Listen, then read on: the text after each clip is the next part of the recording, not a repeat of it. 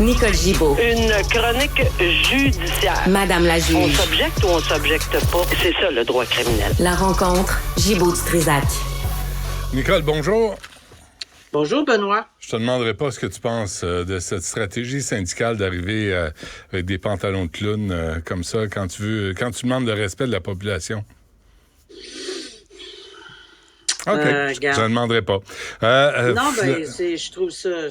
Regarde, c'est difficile à comprendre, mais voilà, c'est ça. Bon, le père de cette petite fille de Granby qui est décédée à 7 ans en 2019 obtient une semi-liberté. C'est le fun, ça. Non, mais il y a une chose qu'il faut comprendre, c'est que c'est pas la commission des libérations conditionnelles qui rend une décision sur la sentence. Mm-hmm. Ça, j'aimerais ça qu'on soit capable de faire la différence entre ce qui est imposé par la Cour puis les libérations conditionnelles qui est un tribunal administratif géré par une loi totalement à part, basée sur notre système de réhabilitation qu'on a choisi au Canada, qu'on a des élus et qu'on n'a jamais changé depuis 300 000 ans. Bon, j'exagère toujours, là, c'est évident, là. Mais... 300 000 ans. Bon, regarde. Ouais, non, on est dû. Changé. On a modifié certaines affaires. Bien oui, c'est sûr qu'il y a des ajustements, etc. Mais la base de notre système, c'est la réhabilitation. Fait qu'on a cette loi-là. Donc, toute personne délinquante du pire crime va s'adresser à un moment donné à la commission des libérations conditionnelles. Bien, c'est sûr que quand c'est le plus gaffeux ou le plus... Puis ici, c'est pas parce que c'est pas une question de gaffe, c'est une question que c'est répugnant, le crime qu'il a. Tu sais, le crime commis, là, c'est tellement... Je dis pas que les autres crimes sont pas répugnants, mais ce qu'on connaît de ce dossier-là, puis ce qu'on a connu de ce dossier-là, ça horripile. Le juge Huot, et ça, là, je tiens à le dire, je répète, c'est lui qui l'a imposé la sentence, puis je dis qu'il a imposé une sentence parce que c'était une recommandation commune de 2 procureurs à la défense et à la couronne. Puis, il a dit une phrase incroyable qu'il était dégoûté par l'inqualifiable lâcheté du père. Mais il entérine la recommandation commune de 4 ans, puis il restait 3 ans et demi. Mais je peux vous dire, en toute honnêteté, qu'il y a beaucoup, beaucoup de choses qu'on ne sait pas pour cette recommandation commune-là. Tu sais, c'est un procès qui était au départ pour 2 personnes. La petite fille est décédée. Elle ne peut pas témoigner qui a fait quoi. Puis c'est au fur et à mesure du procès de la belle-mère. Puis comme il y a des gens là-dedans, on n'a même pas pu. Il y avait des ordonnances de non-publication en quantité industrielle. Il y a des choses à huis clos. Il y a tellement eu d'affaires. Et il y a eu une conférence, toujours de gestion, avant les procès. Il y a certainement une partie de la preuve, et pas il y a certainement, c'est évident là, qu'il y a certainement une partie de la preuve où il y aurait eu des difficultés. Mais ça, on oublie ça. Puis on dit que c'est une recommandation commune de 4 ans, c'est épouvantable. J'en conviens, j'étais la première à dire, ben voyons donc pourquoi on a seulement diminué la séquestration, puis qu'on n'a pas laissé la négligence criminelle causant la mort. Mais peut-être qu'il y avait des problèmes. Alors, au lieu de l'échapper total, puis peut-être de ne pas avoir le même témoignage du père dans le dossier de la belle-mère. Tu sais, il y a tellement de considérants qu'on ne connaît pas. Mais là, aujourd'hui, on semble blâmer la Commission des libérations conditionnelles parce qu'ils sortent après 2 ans. C'est pas leur décision d'avoir donné 4 ans. Non, je comprends. Je suis d'accord avec toi, là. Tu sais, moi, je pense que la sentence était de loin trop légère. Je suis allé aux funérailles de cette petite fille-là. En plus, là, Nicole, le curé, lors des funérailles, quand il s'adressait à la petite dans son cercueil, s'est trompé 2 fois de son prénom. Pas 1, 2 fois. La 2e fois, là, tout le monde dans l'église a fait « Hey, allume, là ». Fait que cette fille-là a pas connu la justice. Et moi, j'ai hâte. Je veux juste te lire un bout, là. Votre incarcération se déroule adéquatement. Durant tout votre cheminement, vous n'avez nécessité aucune intervention spécifique ayant adopté un comportement adéquat en rencontrant toutes les attentes. Vous ne faites pas l'objet de préoccupations du département de la sécurité préventive. Je veux bien, là. Mais le sentiment de justice, là, la valeur d'une vie humaine, là, il me semble que devrait en tenir compte. Moi, je veux même pas, parce que savez-vous quoi? Je la crois, la grand-mère. Et je crois la grand-mère qui dit que son cheminement, regarde, c'est à mon humble avis. Pourquoi je dis ça? Parce que j'ai entendu et lu beaucoup dans ce dossier-là. Si on me permet, Patrick Lagacé avait fait un reportage, il avait écrit, il est allé, il a vérifié, etc. Puis c'est une personne qui est manipulateur, apparemment. Moi, je lis, là, tout ce que je lis, je mets toutes les pièces ensemble. Puis tout ça pour dire qu'il manipule. Est-ce qu'il a manipulé? Ben oui. Probablement que c'est une des choses qui horripile sa propre mère, qui est la grand-mère, parce qu'elle le connaît. Elle avait dénoncé son comportement. On l'a pas cru. Cet enfant-là est morte. On l'a pas cru. On peut-tu la croire, la grand-mère? Mais qu'est-ce qu'on veut de plus? C'est évident. Bon, alors, toutes les belles phrases que la Commission des libérations conditionnelles a dites, moi, ça ne m'épate pas pantoute. Tout ce que je sais, c'est qu'il y a une loi aux 2/3 de sa peine, qui est au mois de mai. Il va sortir. Il va sortir en libération d'office. C'est pas les libérations conditionnelles, c'est pas les commissaires qui ont fait la loi, c'est une loi. Il va sortir.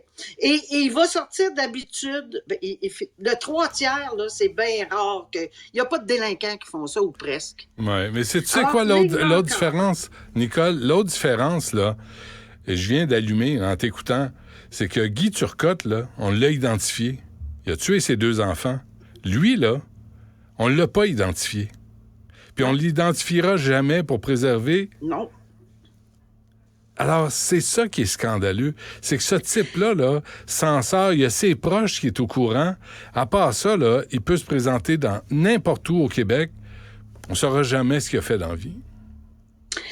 Pas probablement, tu as raison, puis évidemment, on comprend, là, parce que s'il y a des personnes mineures autour de lui, on comprend très bien, là.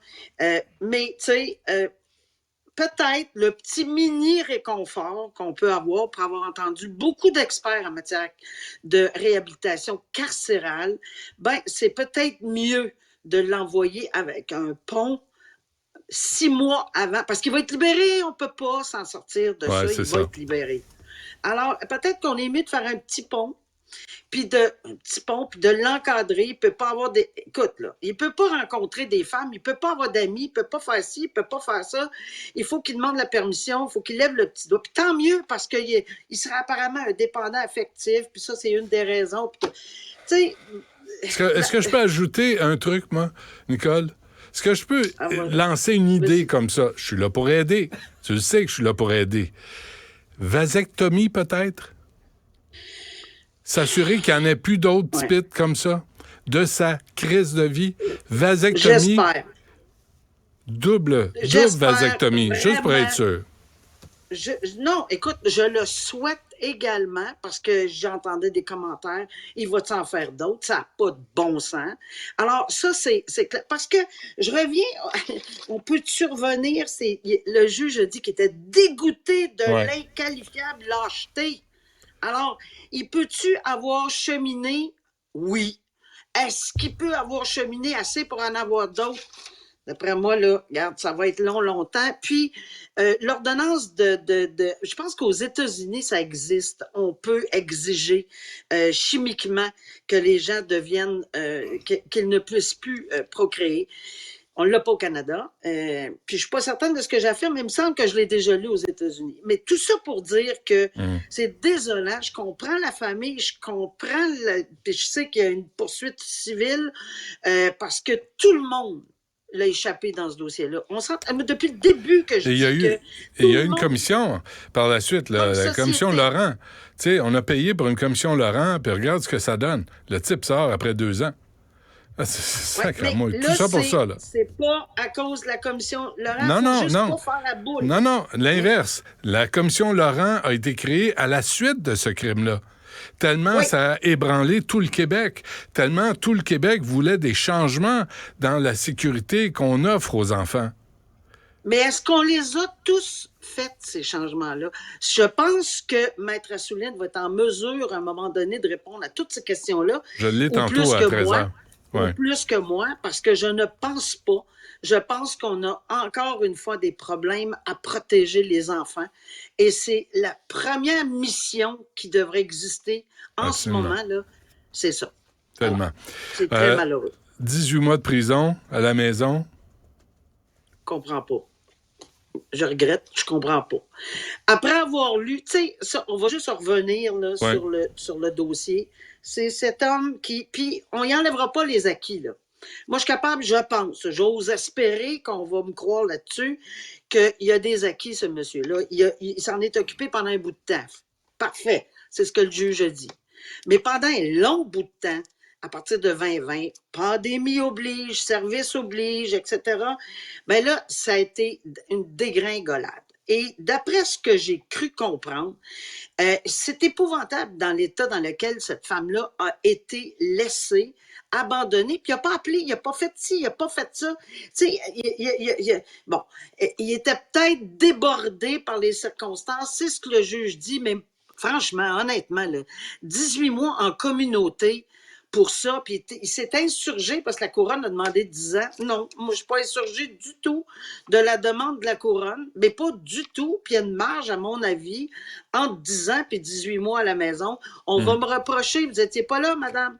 Vous ne savez pas ce qui s'est dit au procès. C'est vrai, ils ont tous raison. Sauf qu'il y a une chose certaine, c'est que pendant de 2020 à je ne sais pas combien de temps, quand ils l'ont trouvé, cette femme-là, selon son fils, selon un paquet de monde qui l'entoure, a dépéri.